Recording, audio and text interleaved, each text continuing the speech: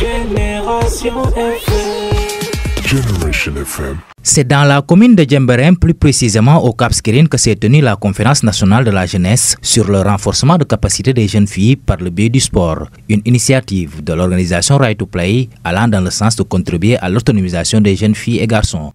Il s'agit de créer une plateforme où les jeunes, les autorités locales, administratives, les services techniques, mais aussi des personnalités sportives. On a Isabelle Sambou qui est là ici. Viennent se retrouver pour discuter de la promotion de la jeune fille, la promotion des droits des jeunes à travers et par le sport. Donc aujourd'hui, nous sommes ravis d'accueillir plus de 200 personnes, dont 100 jeunes des deux régions de Ziguinchor et de Sédhiou. L'impact qui est attendu, c'est que les jeunes puissent d'abord parler d'eux-mêmes, de leurs propres problématiques. Et pour ce faire, il faut que ces jeunes développent ce qu'on appelle les compétences de vie. Comment ces jeunes peuvent être accompagnés pour qu'elles aient le leadership, de parler d'eux-mêmes, pour les jeunes filles de parler d'elles-mêmes. Donc tout ce qui est formation en matière de communication en public, mais aussi l'estime de soi.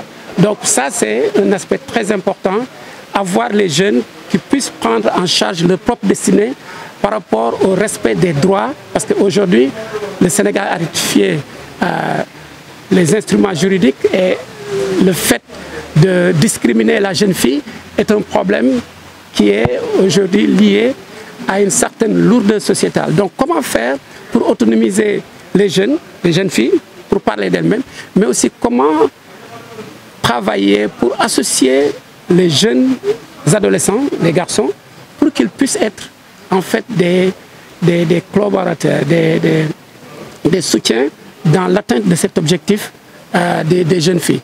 Le premier adjoint au maire de la commune de Djemberen a également participé à l'événement, soulignant le choix de sa commune pour accueillir cette conférence nationale de la jeunesse. Tout simplement, j'ai dit que ce choix est justifié par plusieurs raisons, que Djemberen offrait le cadre, mais également Djemberen a toujours été un vivier de sportifs, de talents, de grands champions, et que donc au-delà aussi, Djemberen, c'est la terre de Aline Sitoé Diatta qui devrait être le modèle aujourd'hui pour cette jeunesse.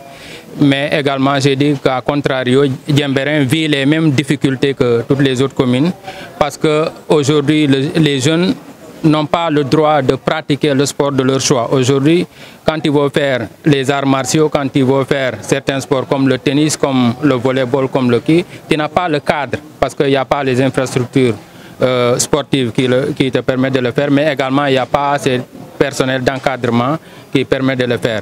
Maintenant, l'approche de Right to Play consistant à accompagner les jeunes, pour renforcer les capacités de ces jeunes-là, à leur donner la possibilité d'être autonomes, d'avoir confiance en soi par des activités socio-émotionnelles, développer des activités sportives, essayer d'enlever toutes les barrières qui pèsent contre, en tout cas, cette promotion, cette pratique sportive des jeunes femmes. Je pense que c'est une très bonne chose. Et Right to Play, si on doit faire le bilan, quand même, on passerait beaucoup de temps à le faire parce qu'ils ont compris qu'il faut renforcer d'abord les capacités des encadreurs. C'est pour ça qu'il l'a dit.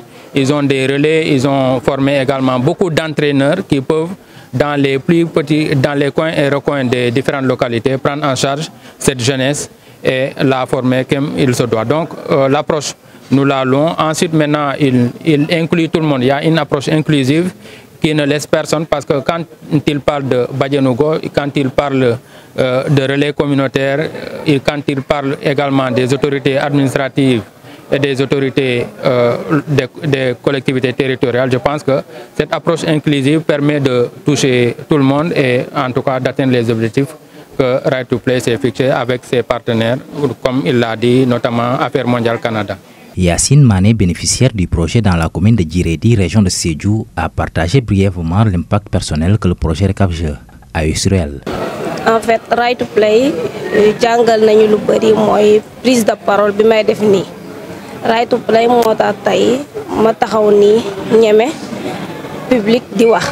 Right to Play mais na defar na ma nekk un leader boo xamante ni fépp fu ma bëgg woote wala fu ñu ma bëgg informer ma ñeme taxaw seen kanam ñu wax et en plus Right to Play tamit tax na ba tey may sol maillot di dem ci terrain naan damay pratiquer sport di football. Right to Play moom mooy opportunité boobu noonu parce que amoon na ay temps foog ñu woon ne xale jigéen ñi mën nañoo dem pratiquer sport mais avec Right to Play nu ñu conscientiser parents yi nu ñu dalal xel parents yi ak lu leen di wax ak information yu ñuy passé ak réunion yu ñuy def tax na parents yu bëri léegi bàyyi nañ seen doom yi ñu pratiquer sport.